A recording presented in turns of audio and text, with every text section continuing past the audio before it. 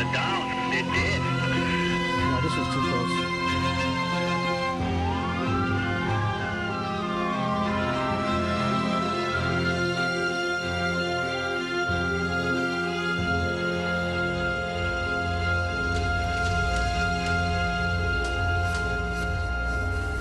This Saturday marks 20 years since the Xerox killings. In a state with the least amount of gun violence in the country, it's a shocking reminder of how guns and mental health issues are not just mainland problems. Now, for the first time in years, we're talking to the people directly involved, including the woman who got the killer to surrender.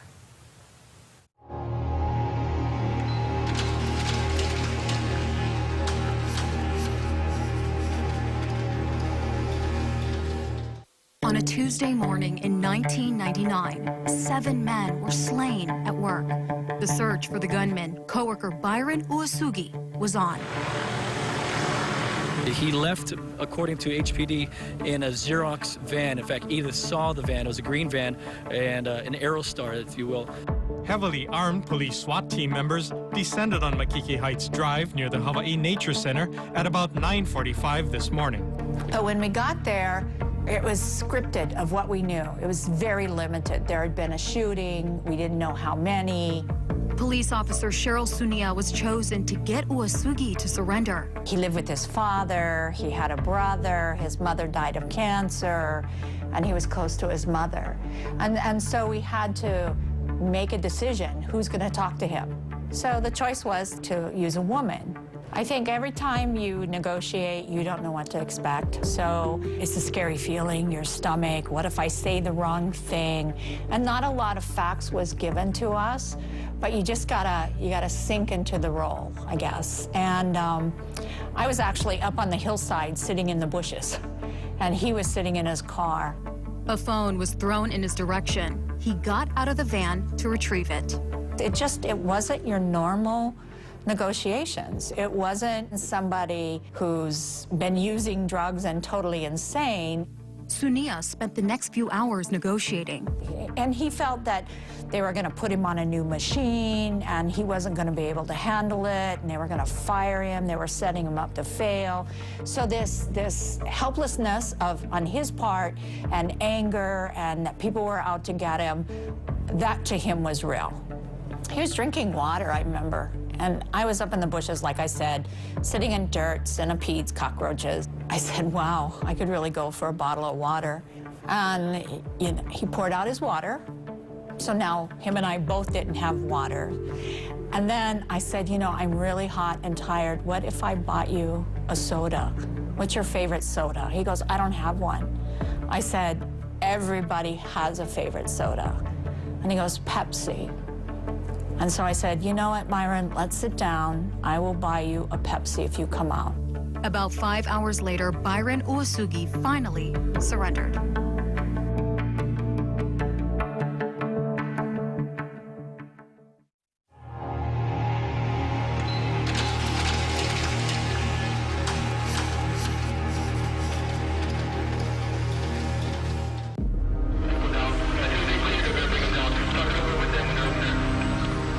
The copy machine repairman's heinous actions made news headlines across the country.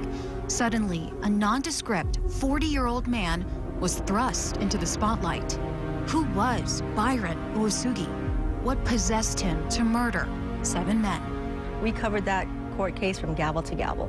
I grew up in Hawaii, and this kind of stuff just does not happen. Former KHON2 anchor and reporter Bernadette Baracchio covered the trial. The public learned Uwasugi lived with his father and raised goldfish and koi. He had up to 25 registered firearms. And this is back in the 1990s when animation isn't that, common to use in a PowerPoint presentation for court cases. So Peter Carlisle was the head prosecutor at the time, and he apparently had someone do an animation of what it must have been like the day of the shooting. So they play a slideshow video of how it looks when he goes down the hallway and he just shoots them all and chases down the guy on the stairway. And I just watching it, like, is it a movie? It seems like a horror movie. The signs were there. 6 years before the slaying, Xerox forced Uesugi to undergo a psychiatric exam after kicking an elevator while on the job. He was talking about how he thought the FBI was following him. He saw black shadows at night that would pin him down. They actually had a kahuna come to their house to bless it because they were afraid, he was afraid that there were spirits following him. And then when there was one doctor who interviewed him and said, draw me a picture of a human, and he drew a devil. And he talked about how he wanted to shoot all his coworkers that made him feel less than second best. He described the devil as standing there holding his pitchfork, smiling and watching all the bad people do bad things. And he said, quote, it's just like your conscience. Do it. Get even with that sucker. He did you wrong. Get him.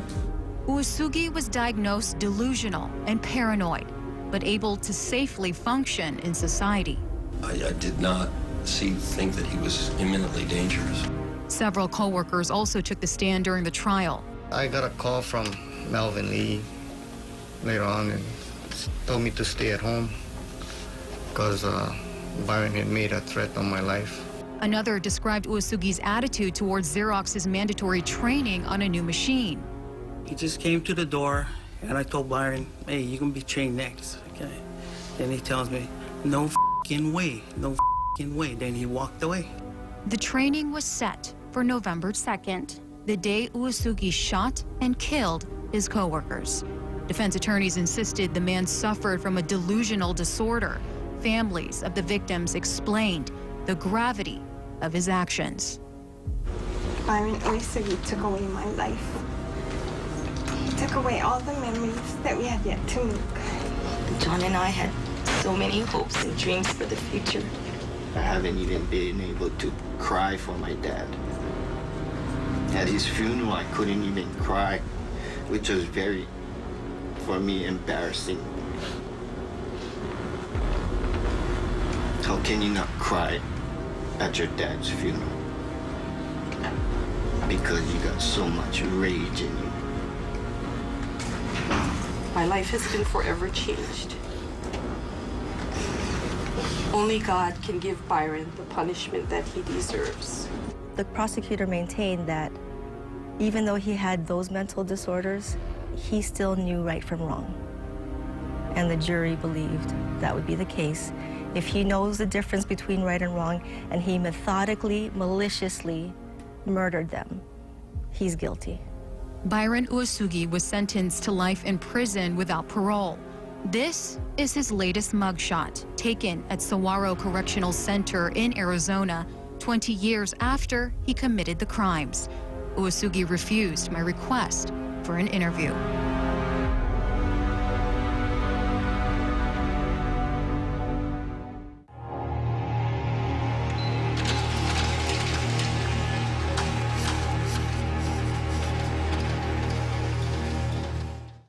Ford Kanahira, Ronald Kataoka, Ronald Kawamai, Melvin Lee, Peter Mark, John Sakamoto, and Jason Balatico lost their lives at the hands of their co-worker Byron Uesugi.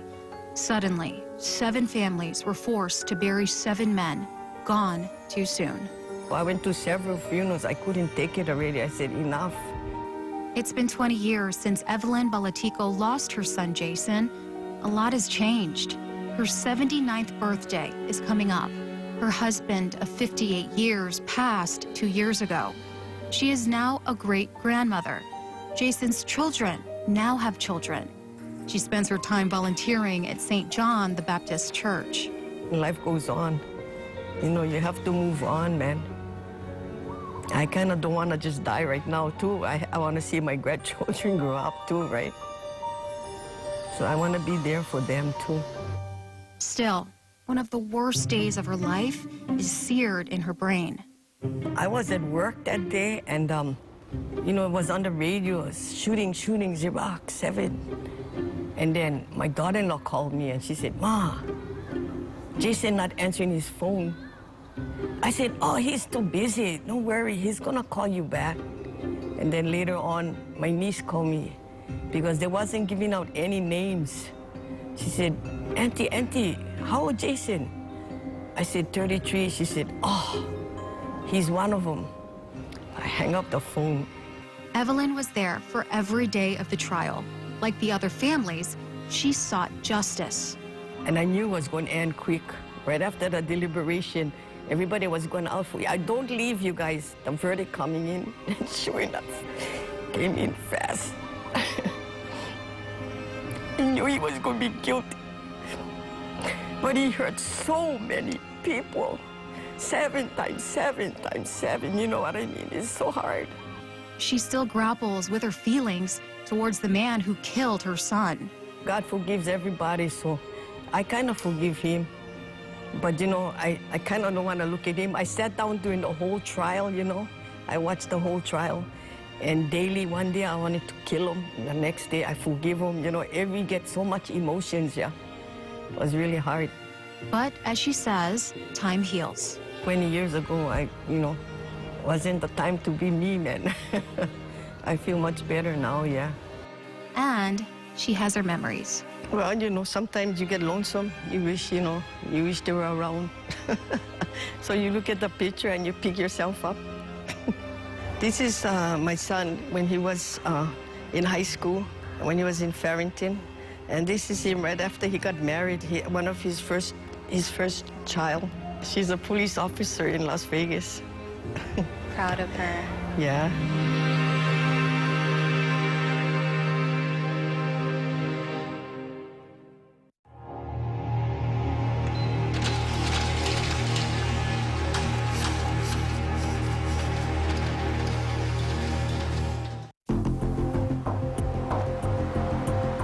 A lot has changed in 20 years. Xerox is no longer there. Another company occupies the building.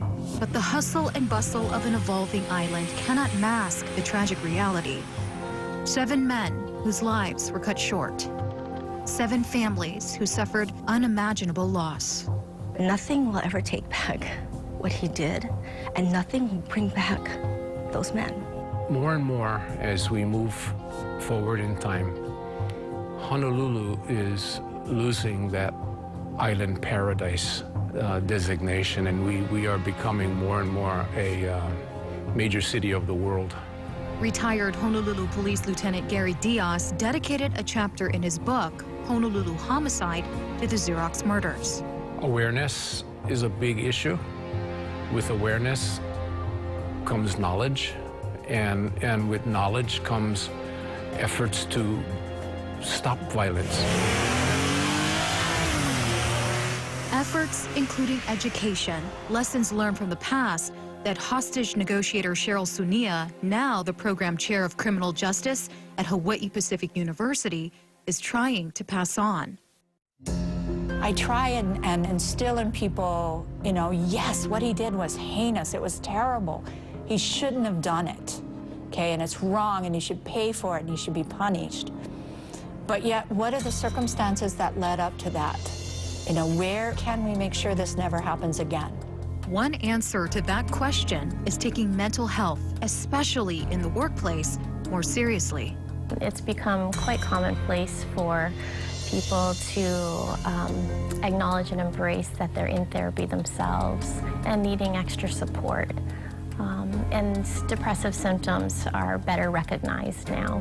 In a statement, the Xerox Corporation said, "That was indeed a dark day for our company when we lost 7 colleagues in a senseless act of violence. In the aftermath, we instituted a number of initiatives to increase the safety of our employees around the world, including mandatory annual workplace training dedicated to workplace violence. We are regularly reviewing and refining these and other initiatives." Still, across the country, killings continue. Between January and September of this year, nonprofit Gun Violence Archive counted 283 mass shootings on the mainland, a fact that hits Evelyn Balatico hard.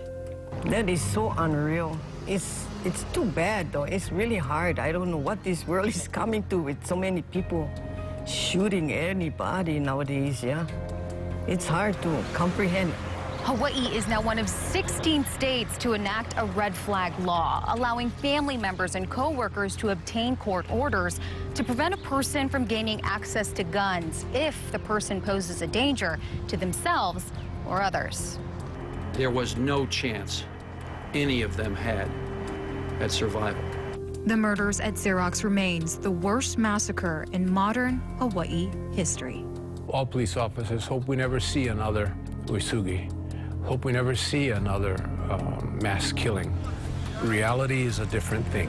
And in today's world, I think that violence is part of our lives, and it's how we react to it and the things that we do to prevent it from occurring to begin with.